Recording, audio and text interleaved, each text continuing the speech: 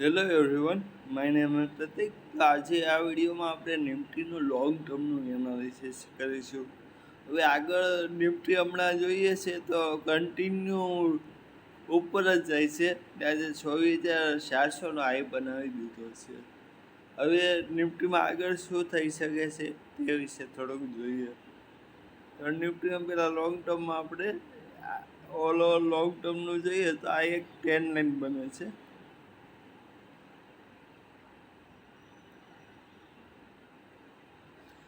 આ ટ્રેન્ડ લાઇનનું બ્રેકડાઉન ન આવે, મતલબ કે આ ટ્રેન્ડ લાઇનની નીચે ન જાય ત્યાં સુધી આપણે એમ નહીં સમજવાનું કે નિફ્ટીમાં આપણને મંદી જોવા મળશે. ત્યાં લગી આપણે એ ઉપર જ જશે એમ જ ગણીને આપણે હાલવાનું છે કે માર્કેટ પોઝિટિવ છે. અને થોડુંક હવે આમાં આપણે એ પેરેલલ ચેનલ ડ્રો કરીએ ને તો મીડિયમ ટર્મમાં તો અત્યારે આમાં થાય છે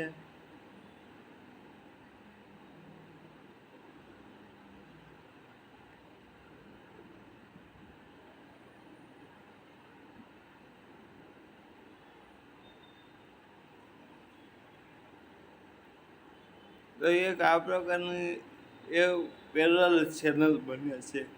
તો આ પેરેલલ ચેનલમાં શું થાય છે કે આ પેરેલલ ચેનલમાં મેં આ 2 પોઈન્ટ લીધા ને એના આધારે અહીંયાથી મેં પેરેલલ ચેનલ ડ્રો કરી. તો આ 2 પોઈન્ટના આધારે આ નીચે એ પેરેલલ ચેનલનો સપોર્ટ થયો, નીચેની સપોર્ટ, અને આ જે ઉપર લાઈન બને છે એ પેરેલલ ચેનલનો રજિસ્ટન્સ થયો છે.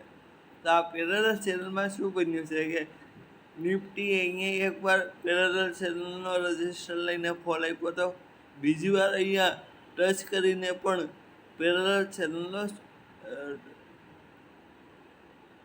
રજિસ્ટર લઈને ફોલ આપ્યો હતો. હવે નિફ્ટીએ હમણાં આજે ત્રીજી વાર આ પેરેલલ ચેનલને ટચ કરી છે. તો આ પેરેલલ ચેનલના આધારે મને એવું લાગે છે કે નિફ્ટી હવે આ પેરેલલ ચેનલનો સારો એવો રજિસ્ટર લે છે અને અહીંયાથી આપણને સારો એવો ફોલ જોવા મળી શકે છે. તો મને લાગે છે કે હવે જે આ નિફ્ટીનો હાઈ છે ને, આ 24,401 પ્લાનનો હાઈ છે એ હાઈ બની ગયો છે ને એ તૂટવાના ચાન્સ ઓછા છે. અને સપોઝ હવે એ થોડીક ઉપર નીચે થાય તો એ 500 લગી જાય, 600 લગી જાય, પણ મને એવું નથી લાગતું કે નિફ્ટી હવે અહીંયાથી ઉપર જશે. બધી 500, 550 લગી જાય એવું થઈ શકે 24,500થી 24,600 સુધી. પણ હવે આ જો અહીંયા એકવાર રજિસ્ટર લીધો, બીજી વાર અહીંયા લીધો અને ત્રીજી વાર અહીંયા લીધો. હવે આ ત્રીજી વારનો રજિસ્ટર અહીંયા આપણને મળશે એટલે અહીંયાથી આપણને ફોલ જોવા મળી શકે છે. આ પેરેલલ ચેનલનો અહીંયા 2 વાર સપોર્ટ લીધો, એકવાર અહીંયા, બીજી વાર અહીંયા. આ ત્રીજી વાર નીચે આવી પણ એ પેરેલલ ચેનલને ટચ કર્યા પહેલાં જ ઉપરથી ઉપર વહી ગઈ, અહીંયાથી જ ગેપ રાખીને જે પેરેલલ ચેનલને ઉપર ટચ થઈ ગઈ છે. હવે આપણને નિફ્ટીમાં અહીંયાથી સારો એવો ફોલ જોવા મળી શકે છે.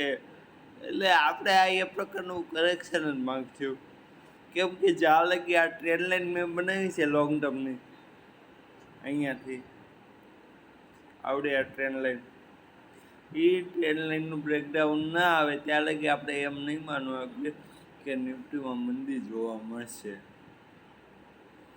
સપોઝ આ ટ્રેન્ડ લાઈન અહીંયાથી ફોલ આવે તો એ હવે ફોલ કેટલો આવી શકે એ જોઈએ.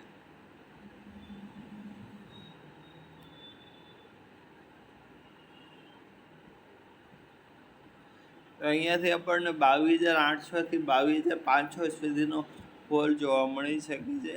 પાછી થોડુંક ઉપર નીચે થાય. ઓલ ઓવર જ્યાં સુધી આ નિફ્ટી આ પેરેલલ ચેનલની અંદર રમે છે ત્યાં સુધી આપણને મોટો ફોલ જોવા નહીં મળે. જ્યારે આ પેરેલલ ચેનલનું બ્રેકડાઉન આપ્યું કે આ ટ્રેન્ડ લાઇનનું બ્રેકડાઉન આવ્યું તો પછી આપણે એમ સમજી દેવાનું કે માર્કેટ હવે મંદી તરફ જઈ રહ્યું છે ને મંદીમાં આવી ગયું છે. અત્યારે પોઝિટિવ છે પણ મને અત્યારે લાગે છે કે અહીંયા નિફ્ટીનો આજનો હાઈ બની ગયો છે ને અહીંયાથી આપણને શોર્ટ ટર્મ માટે નિફ્ટીમાં ફોલ જોવા મળી શકે છે.